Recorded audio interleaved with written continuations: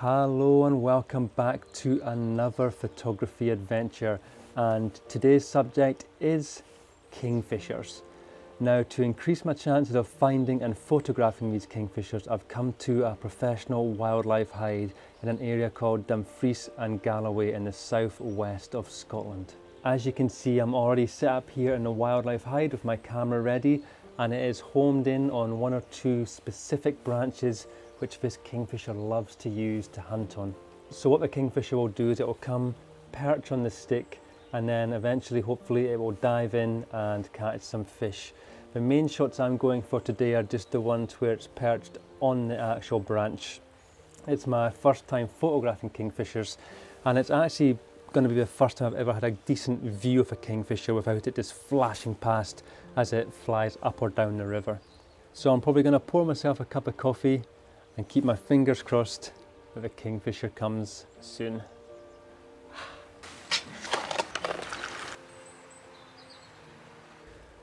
Well, believe it or not, but just after having that sip of coffee, I looked and the kingfisher came and landed on the hunting branch here. I managed to grab one or two quick photographs, and then I went to grab some video. I wasn't too happy with the composition of the video, so I tried to adjust the camera a little bit, and as I did that, the kingfisher dived in, came back up with a small fish. I lost focus, and I think the kingfisher might have dropped the fish. So I've got a funny feeling that it's not going to be too long until this kingfisher comes back. But yeah, this is so awesome to see it.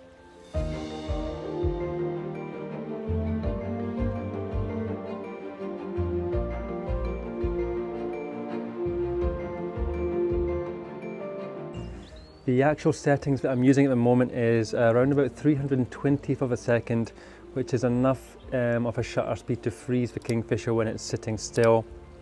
My aperture is at 6.3, and I'm allowing the ISO to fluctuate depending on the light. On the last few shots it was shooting at ISO 2500, which luckily on the Sony A1 isn't too much of an issue. I can run it through some noise reduction and sharpen it when I get back home, and it should come out looking nice and clean. But that is the basic settings I've got, and I'll actually probably keep those settings. If the light increases more, I might go for a faster shutter speed and try and drop that ISO.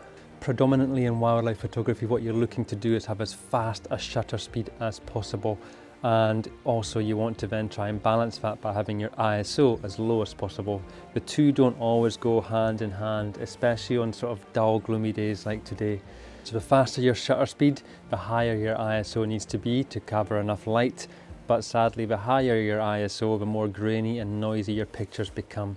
So it's basically a fine balancing act. I always shoot now in manual mode, and I adjust my shutter speed depending on the activity of the animal and allow the ISO to do what it needs to do, and my aperture is always as low as possible for the lens.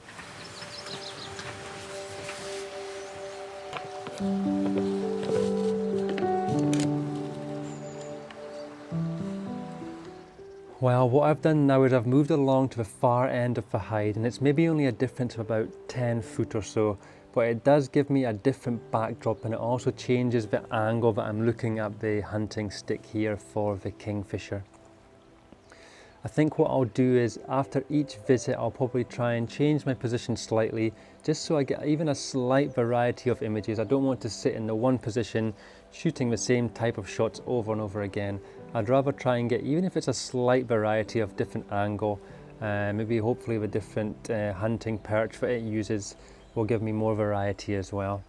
And once it gets to like 12 o'clock when the light is maybe at its highest, what I'll do is pop on my teleconverter and try and get some even tighter shots of the kingfisher. I don't want to put it on just now because the teleconverter actually takes away a stop of light, which means I would need to increase my ISO even more. So I'm going to wait till it's at the brightest part of the day, pop on that teleconverter and see if I can get some even closer up shots of the kingfisher.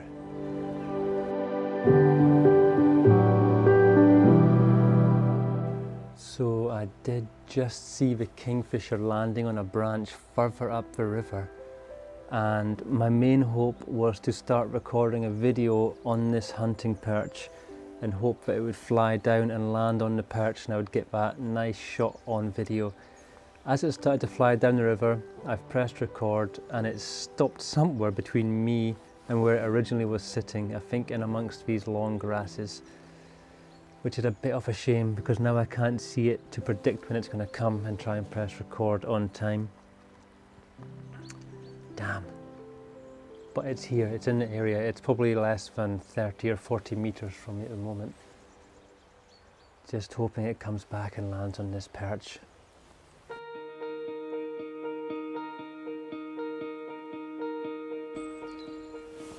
Well, the kingfisher did just come back just now, and what I did was I prioritized some video clips on this occasion, and I got very lucky because it dived in, came back up with a fish, was hitting the fish off the stick, and then I was thinking to myself, oh, I need to get a photograph of that moment, I need to get a photograph, so I stopped recording the video, went to switch to photographs, and before I could get a shot, the kingfisher swallowed the fish. But what I did notice is that I really do like this angle for getting shots. The light is coming in very nicely from the side onto the kingfisher, so I'm going to go against what I just said, and I'm going to keep this position for the next visit. So the next time it comes back, I am prioritizing photographs, and one of the most amazing things about the Sony A1 here is that I can shoot in 30 frames a second with continuous autofocus, which is just rapid. It's the same frame rate as a lot of video is shot in, is 24 frames a second or 30 frames a second. So it's just crazy how fast this camera is, and it gives you a much better chance of capturing that perfect moment. We shall be patient again here, and fingers crossed the kingfisher comes back pretty soon. Oh, here it is. No, I'm only joking.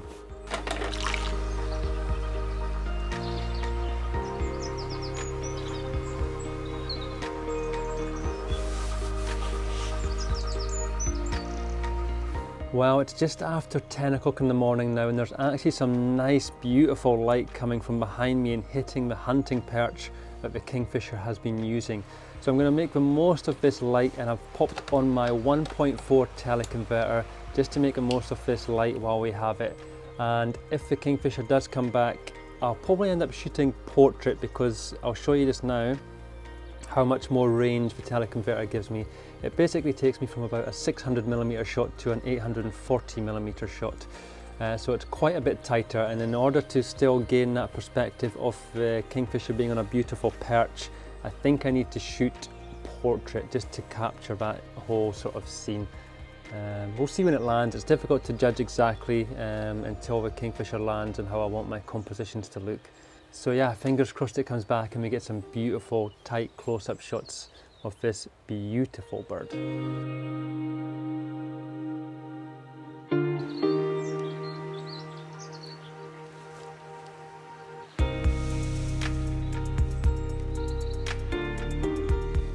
Whew. Well, that was a moment I had been waiting for, ladies and gentlemen. Beautiful soft light, kingfisher on a perch with a fish in its mouth. That was the shot that I had in mind before I arrived here today. Yeah, I'm ecstatic to have that shot in the bag, and now I can try and do a little bit more experimenting and see how we go. I've checked the shot, it looks beautiful and clean, nice and sharp. I suppose what I can hope for now is that this kingfisher now starts to hunt from a different perch, and I can get a bit more variety into the shots as well. But yeah, if I go home with only that photograph, it's been a successful day. Magic.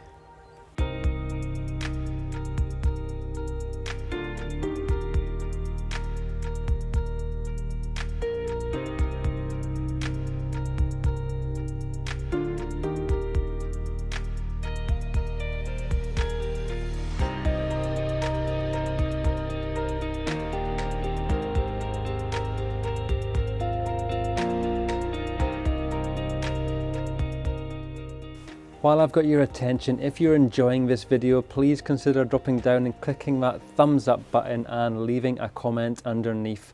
I would be interested to know exactly which of these images has been your favourite from this video. And while you're at it, why not consider subscribing to the channel and clicking that notification bell so that you get notified every time I upload a new video.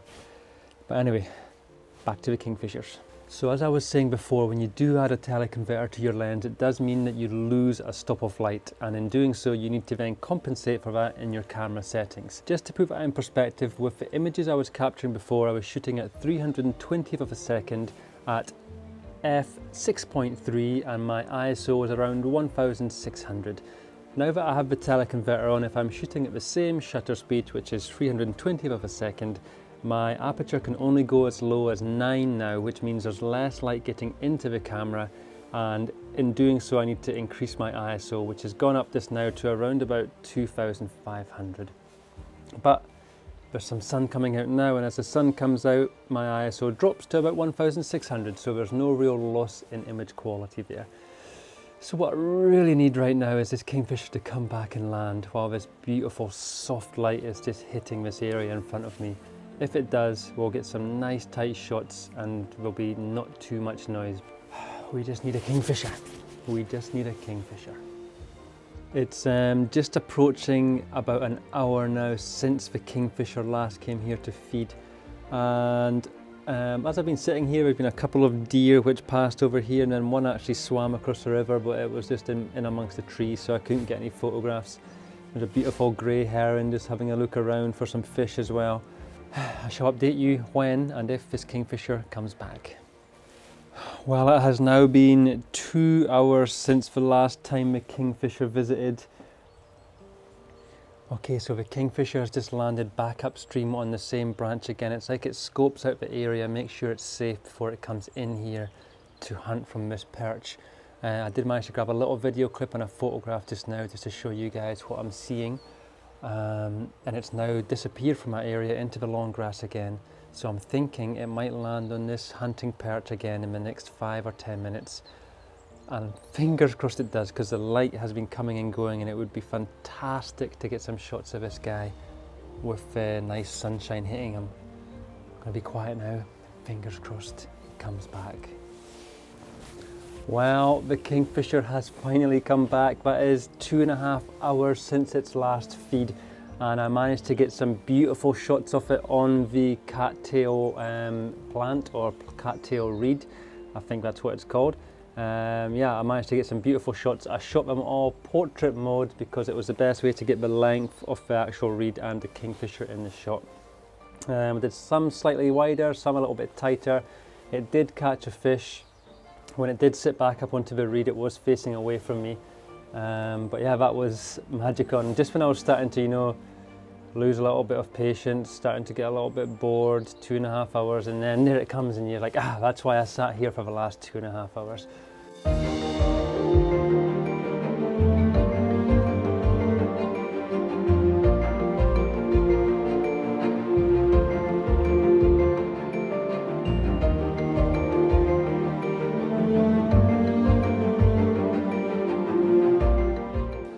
But yeah, it's definitely, there's not much juice for the squeeze, if you know what I mean.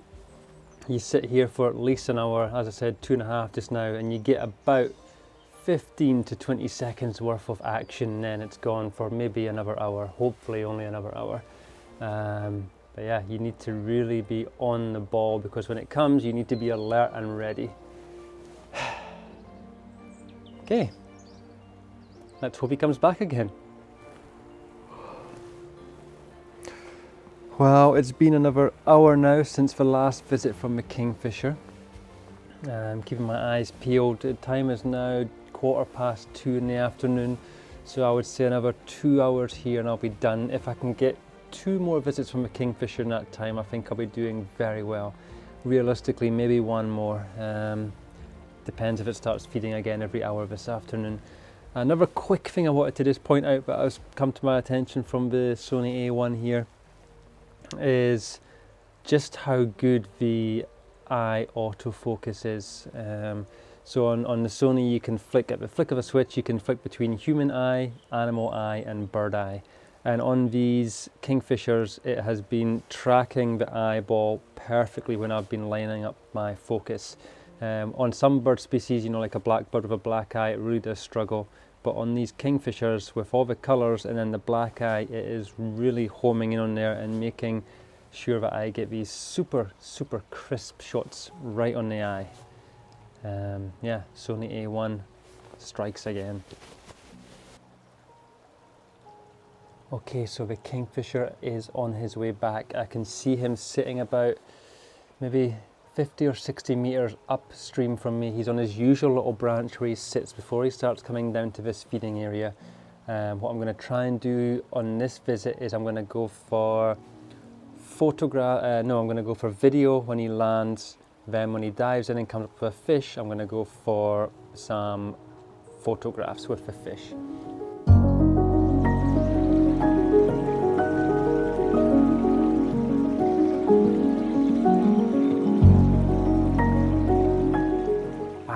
So he sat on the branch, so he's obviously hungry and looking for more food, but he decided not to fish and he is now flown way back upstream, which makes it difficult for me now because I'm like, okay, I know he still wants to feed one more time at least today. My plan was to watch him feed one more time and then pack up and head up the road, but because he came and didn't feed, now I'm probably going to end up hanging around here and see if he comes back one more time, get those shots. Well, sadly that was the last I saw of the kingfisher, and I ended up packing up my bags and starting on the long drive home. Please don't forget that if you liked this content, drop down and give this video a like, and I would be delighted to hear which image was your favourite in the comments below. Also, please consider hitting that subscribe button and the notification bell so that you don't miss the next upload. Thank you as always for joining me on this photography adventure, and I shall see you very soon on the next one.